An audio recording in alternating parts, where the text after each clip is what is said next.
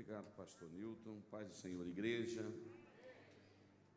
Mateus capítulo 9, versículos 35 ao 38. É um texto que sempre gostamos de ler em um evento de missões. Hoje pela manhã podemos falar um pouco sobre isso, sobre as últimas palavras de Jesus em relação, antes dele voltar ao céu. As últimas palavras foram ditas enviando os discípulos para Jerusalém para serem cheios do Espírito, para darem prosseguimento à obra que ele havia começado da evangelização. Em Mateus 9, 35 ao 38, ele diz: E percorria Jesus todas as cidades e aldeias, ensinando nas sinagogas deles e pregando o evangelho do reino e curando todas as enfermidades e moléstias entre o povo. E vendo a multidão, teve grande compaixão deles, porque andavam desgarrados e errantes como ovelhas que não têm pastor. Então disse aos seus discípulos: A seara é realmente grande, mas poucos os ceifeiros. Rogai, pois, ao Senhor da seara que mande ceifeiros para a sua seara. Eu gostaria que você se assentasse com a sua Bíblia aberta para a gente conversar um pouquinho. Mas quero gastar aqui um minuto para agradecer o pastor Newton dos Santos, pastora Regina, todo esse ministério, pastor Lediel, Júlio, pastor Alessandro, Eline, Peter, Mara, pastor Cleiton, essa turma, esse povo que nos abençoa, esses pastores aqui presentes, Abner, Samuel, toda a equipe aqui e aqueles que eu não consigo dizer o nome, quero agradecer. Eu brinco com o pastor Newton que ele tem que ir lá visitar a congregação dele, né? Ele está devendo o Enio, mas eu acho que antes de ir no Enio, o senhor tem que ir lá, chefe. No último final de semana, 29, 30, 31, ou de 28 a 31 de agosto, eu sei que agosto é aniversário do senhor, mas a igreja vai estar fazendo 72 anos, e se o senhor pudesse ir lá pelo menos um dia ou dois, veja aí na agenda do senhor. Afinal de contas, são mais de 15 anos de parceria com Cuba. Eu já fui em Cuba 19 vezes, vou agora, numa próxima oportunidade até junho, pela 20ª vez, para visitar os nossos missionários. Fidel Castro morreu, Raul Castro está doente, o sistema comunista está capengando, mas a igreja vai bem, obrigado. As portas do inferno não prevalecem contra ela. Fotos de batismo e realizações, e a obra não para, o que está acontecendo ali naquele país comunista, mas que a igreja está triunfando e o nome dele está sendo glorificado. Estamos ali no interior, eu brinco com o pastor Nilton que lá é congregação, porque a gente usa o livro do discipulado de Blumenau, não é verdade? Lá da Calel. O CTM é a parceria são 15 turmas que vai para lá. Eu estou com 3 lá agora, a Sara, a Isa e a Rúbia. Estou comprando o passe dela para elas ficarem para lá, né? E dar carta de mudança delas para lá. E nós temos mandado alguns alunos para cá também, e eu acho que tem mineiro dessa vez aí, né, Elke? Aqui no CTM tem mineiro, né, irmão? Tem mais de um mineiro? Se juntou 4 mineiros, está indo para Guarapari, né? Ontem o irmão brincou aqui, disse que Minas não tem praia, porque os mineiros ficam orando: Senhor, nos livra de todo o mar. Aí, eu não posso falar de Minas, que tem uns mineiros, né, pastor Nilton? Nasceu uns mineiros lá, né, pastora Regina? O Lemuel nasceu em Minas? Não, né, Lemuel? Olha aí, depois a gente come um queijo junto, né? Muito bem. Queridos, depois desse momento aqui, então, pastor, fica o convite, né, para ir lá. Esses dias o Gessé, o Adriel e o João, lá de Canelinha, foram lá, passado uma semana, e o senhor pode juntar aí uma caravanazinha e levar lá também para estar conosco esses dias, vai ser uma bênção. Tivemos um lindo batismo domingo passado, né? Novos convertidos. Irmã Terezinha orou pelo marido dela 20 anos, e domingo passado ele desceu as águas, chorando, me abraçou. E eu tive o privilégio, que talvez poucos no Brasil têm, há 1 ano e meio atrás, eu batizei o pároco da cidade, né, o padre da cidade, abandonou a batina, foi para a igreja e batizei no dia 22 ou 23 de julho do ano, acho que foi 2023, e 15 dias depois ele caiu na besteira de orar com os irmãos numa vigília lá no monte. Jesus batizou ele com o Espírito Santo, e uns 8 meses depois a gente fez o casamento dele também, e a gente consagrou ele a cooperador, não é verdade? E o próximo passo é diácono. Pensa num diácono, irmãos. O povo ficou doidinho, o homem tomou tanta pancada, irmãos, tanta pancada, mas ele falou: eu sei da minha decisão, né? E a igreja tomou pancada, não é absurdo, a igreja respeitada, igual a igreja de Assembleia de Ipanema, pastor Jandro e tal, ter coragem de batizar o padre e tal.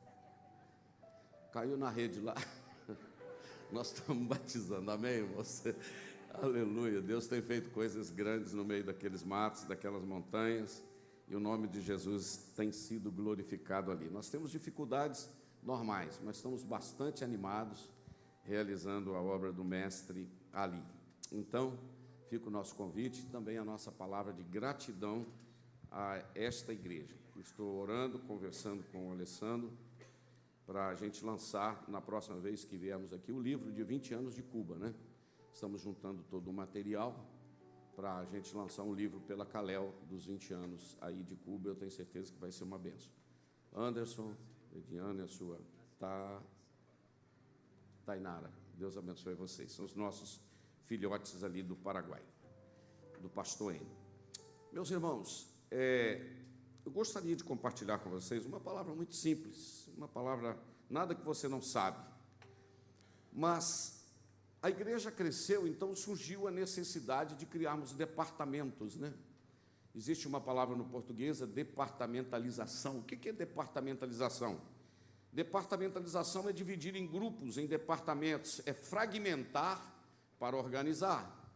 A igreja cresceu, então tivemos a necessidade de criar o grupo do círculo de oração.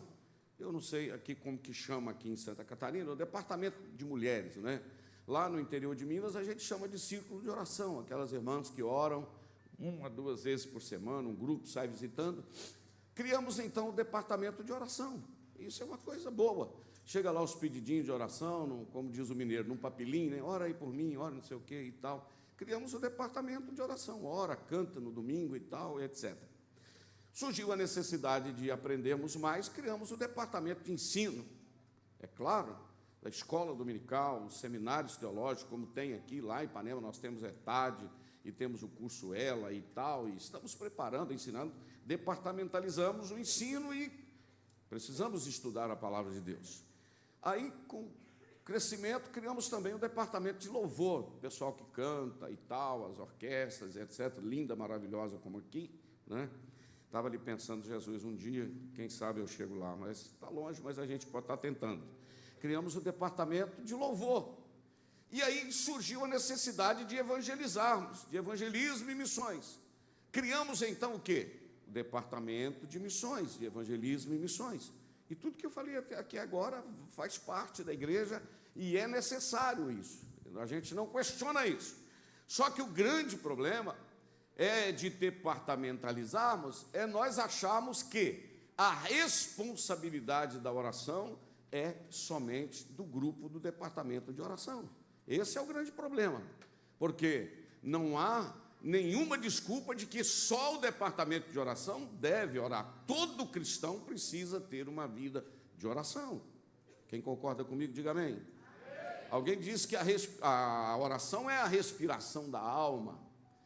Aleluia. Alguém disse que o mais importante da oração não é o que eu vou falar, o mais importante da oração é com quem eu estou falando. Eu acho isso muito interessante, é com quem eu estou falando. Outro disse em um livro, não me lembro bem quem disse, que eu não conseguirei ser nada mais e nada menos diante da multidão, além daquilo que eu sou a sós com Deus. Então, vida de oração precede vitória na vida do lado de fora. Não há o que questionar isso. Então, todo cristão tem que orar. O departamento de ensino ele é importante, mas todo crente precisa ter o seu momento de leitura e aprendizado da palavra de Deus. Isso é inquestionável. Quanto mais lermos a palavra, mais conhecimento teremos, e aí não é só de responsabilidade do departamento de ensino, todo crente tem que ler. Perguntaram a W. Tozer, né, o que era mais importante para uma igreja, se era a palavra de Deus ou oração. Ele respondeu: o que é mais importante para um pássaro, a asa esquerda ou a asa direita? Então, vida com Deus, palavra de Deus e oração, essa dupla é condição sine qua non, sem a qual não teremos vitória na vida espiritual. Depois, então, criamos o departamento de louvor, e glória a Deus por termos, mas a responsabilidade da oração, da adoração e do louvor, ela não é só do departamento que toca e que canta. Todo cristão tem a sua responsabilidade de adorar a Deus, seja aqui no culto, seja num grupo, de forma coletiva, ou de forma individual, ou no carro, ou em casa, ou fazendo comida, ou lavando roupa. Há uma oportunidade de adorarmos o Senhor e louvarmos o seu nome. É responsabilidade individual também de louvar ao Senhor, e não só o departamento de louvor. Aí vem a questão do ensino, do evangelismo, onde eu quero chegar. Como temos um departamento aqui liderado pelo pastor Peter, o que a gente imagina? Que a responsabilidade da pregação e do evangelismo, de missões, é do departamento de missões. Então, eu dou a minha oferta, eu dou a minha contribuição, então aí eu estou isento de qualquer outra coisa, porque eu fiz a minha parte, e esse departamento vai se virar pregando, enviando missionário e tal, e etc. Só que eu venho aqui te dizer esta noite que não é por aí.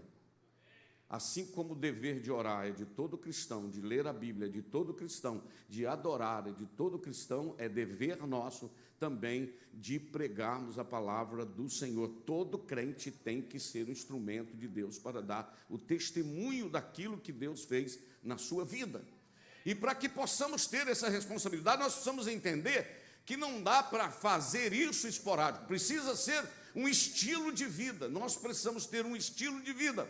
Hoje, no café da manhã do hotel, eu cheguei lá para tomar um café e tinha um rapaz moreno com uma barbazinha que trabalha lá, o garçom. Eu cheguei perto dele, abaixei no ouvido dele assim e falei: alguém já disse para você hoje que Jesus te ama, ou eu sou o primeiro?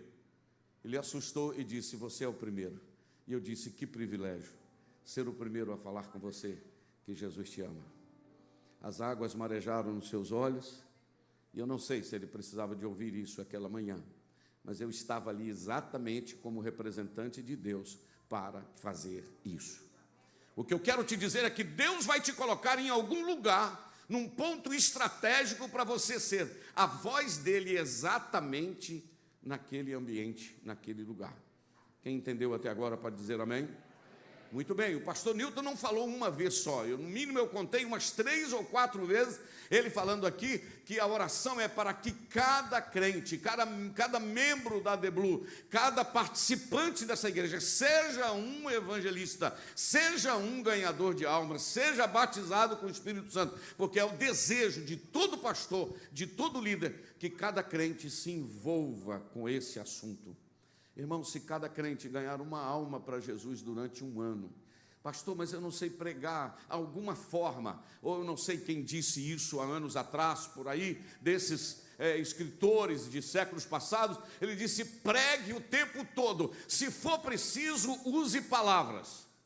Eu não sei quem disse isso. Pregue o tempo todo, se for preciso, use palavras, porque o nosso testemunho, ele fala altíssimo. Alguém pode dizer um amém? O nosso testemunho fala alto demais, o nosso modus vivendi, a nossa maneira de viver. Tem alguém precisando de um abraço, tem alguém precisando de uma palavra, tem alguém precisando de uma visita. Esta semana me deu uma aflição à tarde, não sei se foi terça-feira, eu falei: vou lá no hospital caçar um crente para eu orar. Parti, peguei o carro, fui para o hospital. Quando eu cheguei em um dos quartos, estava a irmã Ruth Alcebiades, e quando ela me viu, ela deu quase um grito e disse: o meu pastor aqui, eu não acredito, com tantas atividades, veio aqui orar por mim. E aquela mulher começou a chorar, e eu estive lá, no domingo à tarde. Na terça-feira, esta mulher estava em casa. porque o nosso Deus continua usando vidas para a honra e para a glória do nome dEle. Você faz parte desse projeto que Deus tem, não tem como escapar. Então você não pode julgar, eu não posso julgar para um departamento. Eu faço parte do processo e do projeto que Deus tem. É isso que nós estamos falando aqui, da nossa responsabilidade.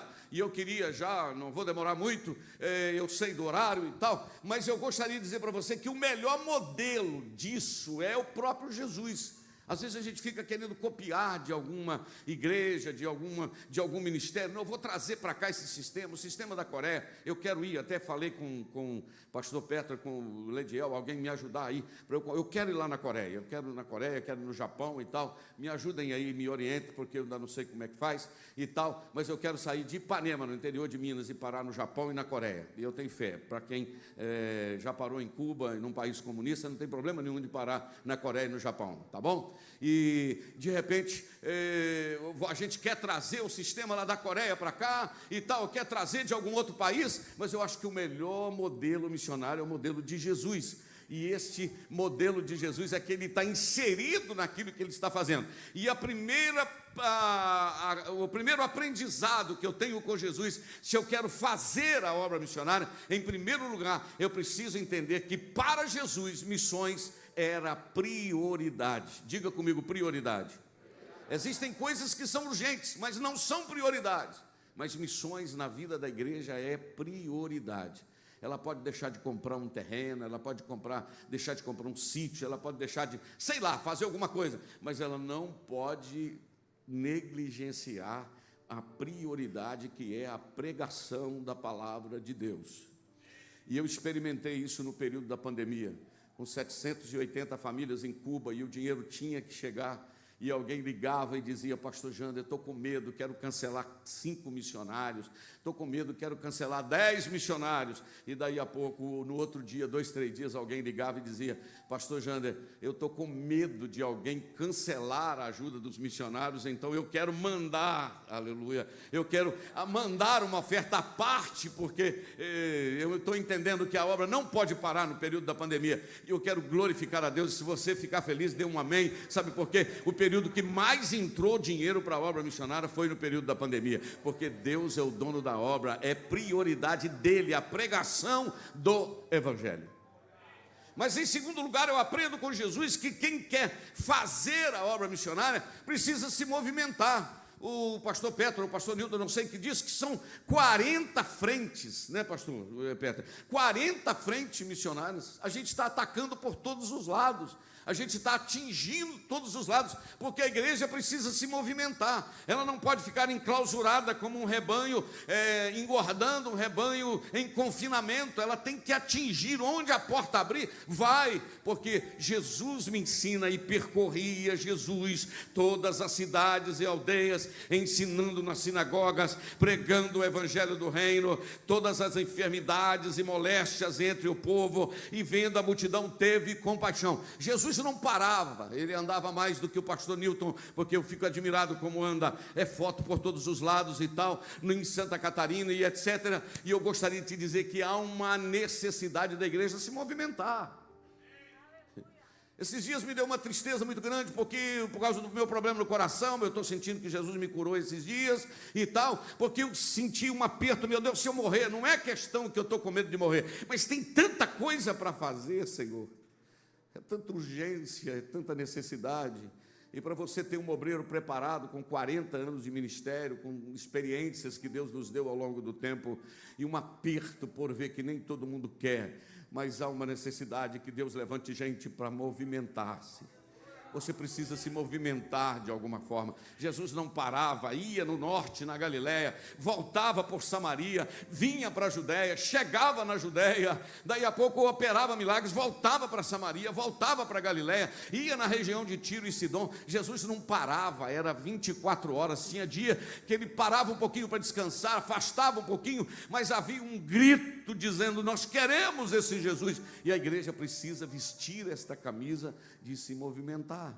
Eu vou lhe fazer uma pergunta que eu queria que ela incomodasse você esta noite. Se a obra missionária dependesse só de você, como é que ela estaria? Vou perguntar de novo. Se a obra missionária dependesse só de você, como é que ela estaria? O que estaria sendo feito? A minha palavra esta noite, ela é para sacudir, ela é para botar você a pensar. Primeiro, prioridade. Segundo, movimentação. Terceira coisa que me chama a atenção é que Jesus tinha pressa. Eu sou considerado uma pessoa fadigada, uma pessoa aflita, uma pessoa elétrica, mas é o caso, irmãos, é que a gente não... O problema é mexer com gente mole, né? Você fala uma coisa, ele fala, hã? Quando ele fala, hã, eu já estou lá na frente, eu vou atender alguém, aí a pessoa está me contando uma história comprida e tal, eu sei onde ele vai chegar, aí eu atravesso a história dele e falo, é assim, né, irmão? Aí eu nisso me belisco e falo, Jander, deixa o irmão conversar, deixa ele falar. Mas é porque eu tenho pressa, porque a coisa precisa andar, aleluia, quem está entendendo isso aí? Amém, você tem que ter pressa. Jesus movimentava, chegava, ia, é assim que a obra precisa, porque nós temos pouco tempo. Tem alguém entendendo isso aqui? Mas aí, em quarto lugar, eu aprendo uma coisa que eu não canso de falar, já falei aqui não só uma vez, eu aprendo com Jesus, que Jesus não ia para fazer a obra do Pai, Jesus fazia enquanto ia. Eu acho isso muito interessante, fazer enquanto estamos indo. Há pregador que viaja 2 dias para pregar uma noite, mas no período de 2 dias não falou para Jesus para ninguém, nem no hotel, nem no ônibus, nem no avião. Eu quero te dizer que a resposta de Jesus é fazer enquanto vai. Jesus está indo para Jerusalém, está vindo lá da Galileia, aleluia, e ele passa por Samaria e tem uma mulher na beira do poço de Jacó, ele atende esta mulher, e ele está chegando em Jerusalém, e alguém grita, Jesus, filho de Davi, tem misericórdia de mim. Ele para, tem um em cima da árvore, ele não ia lá para fazer, ele fazia enquanto ia, e eu queria que você se despertasse esta noite, porque na jornada, Deus vai colocar alguém do seu lado, para você ser voz de Deus para Ele exatamente ali, naquele lugar. Quem entendeu isso aqui comigo? Ele ia. Aí se você perguntasse a Jesus, Jesus, o senhor está indo para onde? Talvez a resposta seria, para aqui. Porque no lugar que ele estava era uma oportunidade que ele estava tendo de fazer alguma coisa. E eu caminho mais um pouquinho para lhe dizer, eu aprendo uma outra coisa no modelo missionário de Jesus, é que Jesus valorizava pessoas. Irmãos, nós vivemos numa geração que coisas valem mais do que gente. E desculpe a franqueza, o cãozinho vale mais do que gente, infelizmente. Eu não tenho nada contra o pet, eu não tenho lá em casa, não tenho tempo, mas eu acho muito interessante, pode ter 1, 2, 3, o pet, o cachorro, o gato, não tem problema nenhum, desde que isso não tenha mais valor do que gente.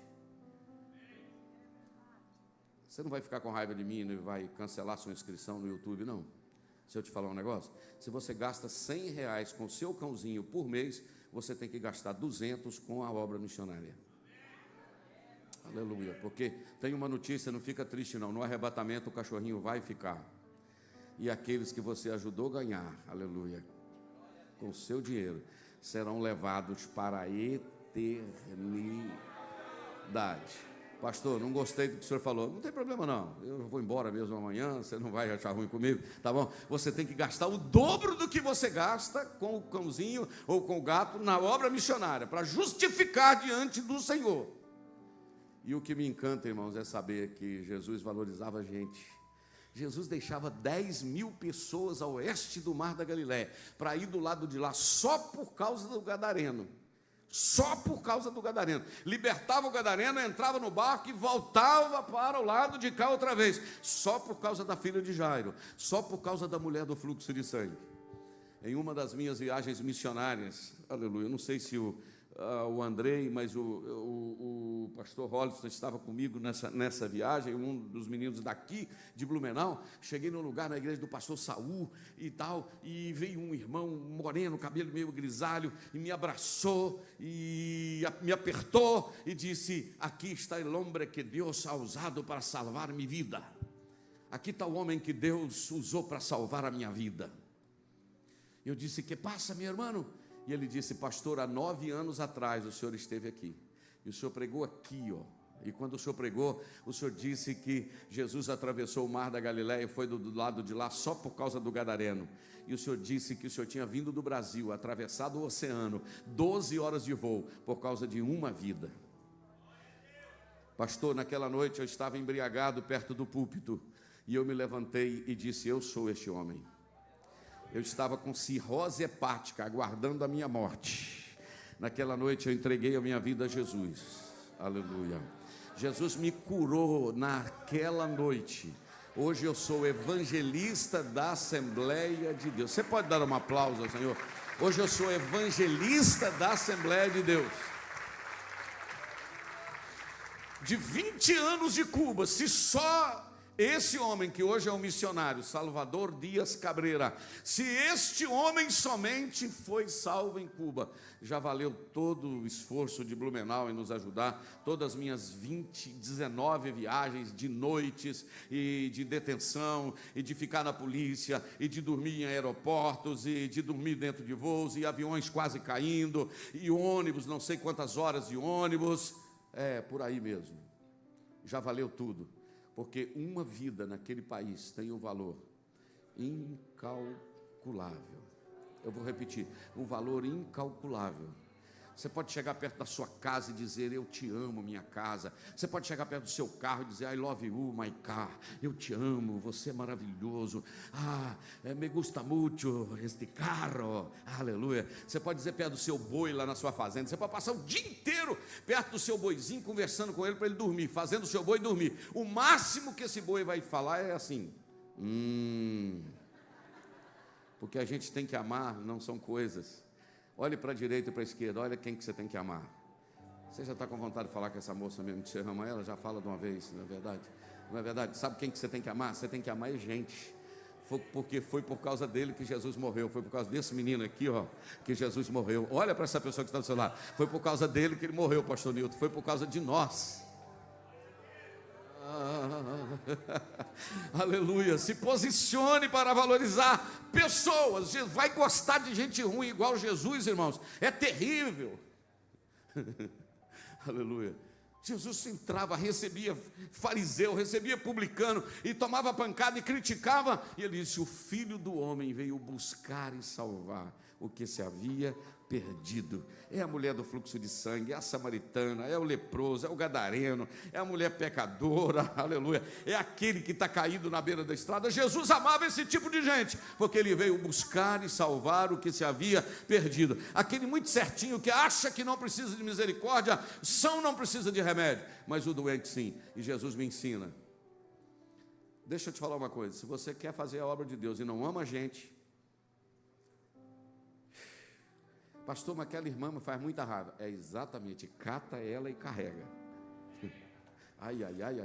É aquele irmãozinho que me dá canseira. Diz que crente é ruim é que faz pastor bom, faz obreiro bom, não é verdade? Você tem que aprender a amar, suportar, não é verdade? Diz que tinha uma menina de 10 anos carregando a de 8, assim do lado, né? Já vai até torta, igual cigano carregando. Alguém falou: tá pesada essa menina? Ela falou: tá bem pesada e tal. Joga ela no chão, essa cavalona, joga ela no chão. Ela está pesada? Aí ela respondeu: não está pesada não, ela é minha irmã. Alguém entendeu? Não está pesada não, é minha irmã. Pega essa carga e leva, porque eu aprendo com Jesus valorizar pessoas.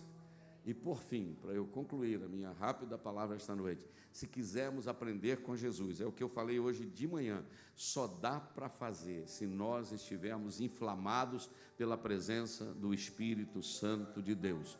Alguém entendeu isso aqui hoje de manhã que estava aqui?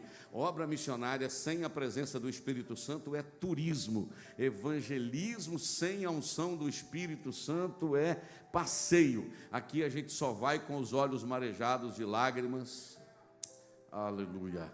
Com os olhos marejados de lágrimas é que nós vamos alcançar aqueles, os ribeirinhos lá no Amazonas, como foi mostrado aqui hoje de manhã, na zona rural das nossas regiões, nas montanhas das Minas Gerais. Chegou a hora da colheita do café em Minas Gerais.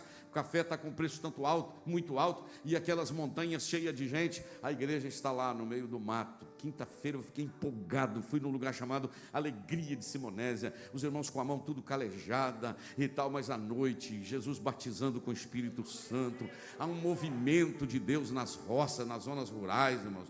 Tem uma menina que ela tem um site aí, a Cassiane é uma moreninha que trabalha com café, não é verdade? Tem uns 4 milhões de seguidores, ela é membro da nossa igreja, né? Esses dias ela estava lá, cantando lá, no meio do grupo lá, fazendo um videozinho, aqui está meu pastor aqui, e Deus usando aquela menina lá, dando testemunho, sabe por quê? Porque há gente dando brado dele, cheia do Espírito Santo, lá no meio do mato, não é verdade? E Jesus operando milagres no meio do mato, lá nas montanhas, Jesus continua salvando, curando, batizando com o Espírito Santo, como o pastor Chiquinho, a cobra mordeu no pé do filho dele, e ele disse, não dá tempo de levar, vamos orar, apertou aquele negócio ali, clamou pelo nome de Jesus, o menino limpou assim, continuou a trabalhar, sabe por quê? Jesus continua operando milagres. Fica de pé comigo, com a autorização do pastor, aleluia. E eu queria que você me desse um sol maior, fazendo favor. A igreja não vai poder parar de cantar esse louvor aqui, olha. O de cruz se erigiu, dela um dia fugiu, como emblema de vergonha e dor. Eu quero ouvir você cantar assim. Mas contemplo esta cruz, porque nela Jesus deu a vida por mim, pecador.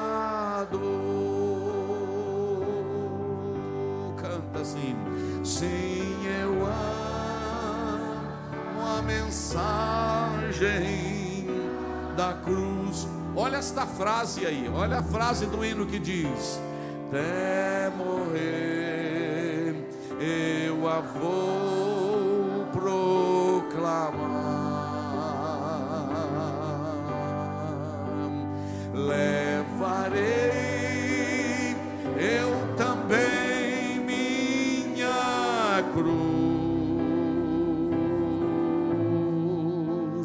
até por uma coroa trocar.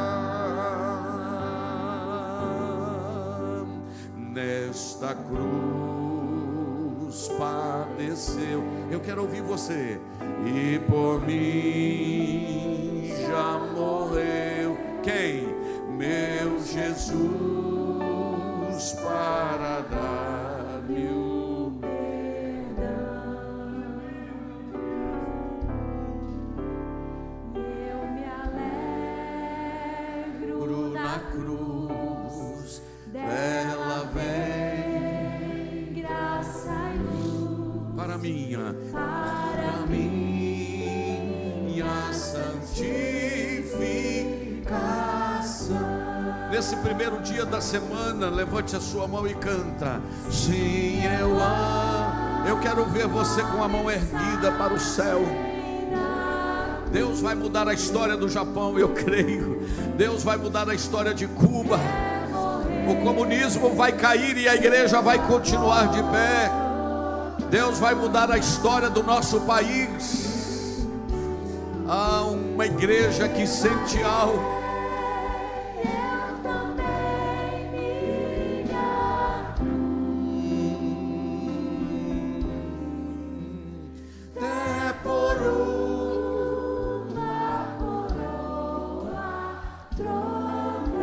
A última estrofe diz assim: eu aqui com Jesus, eu aqui com Jesus, a vergonha da cruz, quero sempre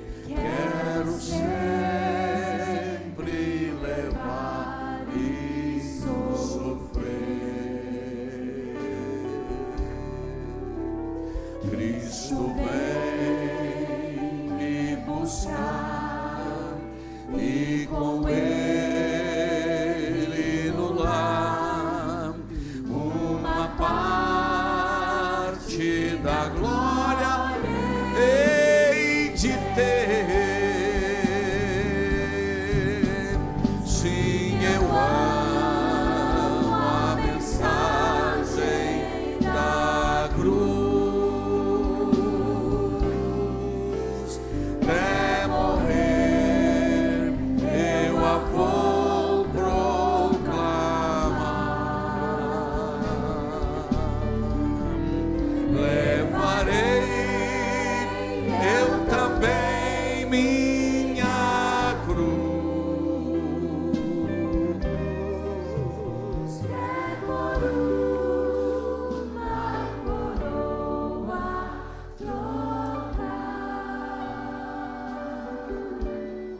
Enquanto os meninos tocam, eu queria só fazer uma oração com você. Glória a Deus. Será que isso que você ouviu aqui esta noite te incomoda? E eu queria que você se perguntasse a você mesmo: será que eu posso fazer algo mais? E eu tenho certeza que a resposta é sim. Nós podemos fazer algo mais. Aleluia. Nós podemos fazer algo mais, sim. Como o pastor Nilton disse, é cada membro uma voz de Deus nesta geração. Ao longo dos meus 61 anos e meio de idade, Deus já me falou muita coisa. 41 anos no ministério eu vou fazer. Deus já me falou muita coisa. Mas uma das coisas mais fortes que Deus me disse um dia, numa manhã de muita comunhão, havia um problema, uma situação dificílima para resolver. E Deus precisava de um homem que tivesse coragem de ir. E eu estava relutando em ir. E o Senhor me disse simplesmente essa frase: dá para você emprestar a sua vida para mim? Me empreste a sua vida e deixa o resto comigo. E eu contei aqui da última vez que eu vim. Eu fui para uma cidade que eu não queria ir. Eu fui para um lugar que eu não queria ir, obedecendo à voz de Deus. E pensa como eu amo aquele lugar. O Senhor me disse: me empresta a sua vida e deixa o resto comigo. Domingo passado, irmãos, depois que eu fui, nós completamos 1053 novos convertidos. Se você emprestar a sua vida para Deus, o que Ele vai fazer são consequências, assim, você não vai entender, aleluia, o que Ele vai fazer, porque quando nós nos jogamos nos braços dEle, a nossa parte a gente faz, mas a dEle é a que funciona. Ele põe para funcionar a parte dEle. Eu estou vendo algumas pessoas chorando, se quebrantando, é porque Deus tem esta palavra para o seu coração. Dá para você emprestar sua vida para mim? Aleluia. Se você quiser estender a sua mão comigo, não assim para o céu, as palmas das suas mãos assim para frente, num gesto de rendição, e dizer: Senhor, se tu precisares da minha vida, eis-me aqui. Eu vou pegar o que eu tenho e vou colocar nas tuas mãos. Onde Ele vai te levar eu não sei, o que Ele vai fazer eu não sei, mas fica tranquilo que o que Ele vai fazer é o melhor. Você não vai sentir tão feliz em outro lugar, além daquele lugar que Ele vai te conduzir e vai te levar. Com as mãos estendidas, comece a orar, rendendo-se a Ele e dizendo: Senhor, se o Senhor precisar de mim, eis-me aqui. Vai, pode começar a orar.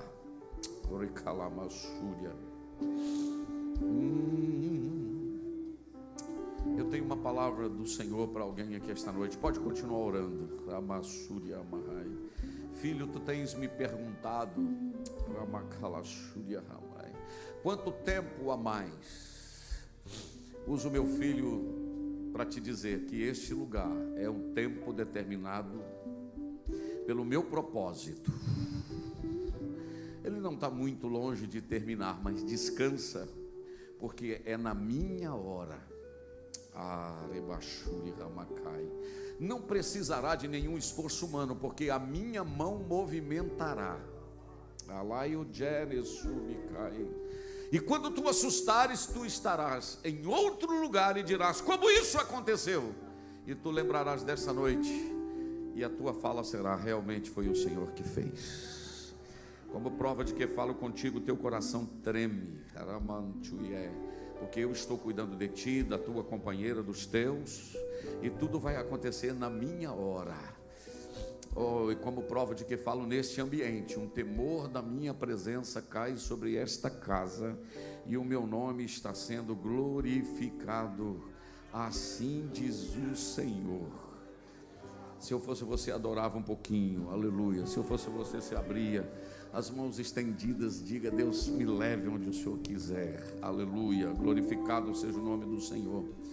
Eu chamo aqui o pastor Nilton, mas ainda de pé, porque eu quero descer e orar com pelo menos duas pessoas. Pastor Nilton com a palavra, ou pastor Alessandro,